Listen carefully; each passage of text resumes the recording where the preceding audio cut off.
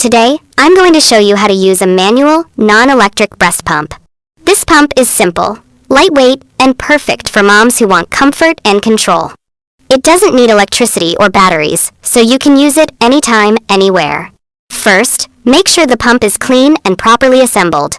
Wash your hands, relax, and find a comfortable position. Place the flange gently over your breast, making sure it fits well. Now, slowly press the handle with your hand. Use gentle, steady pressure. There's no need to rush. You'll notice milk starting to flow naturally.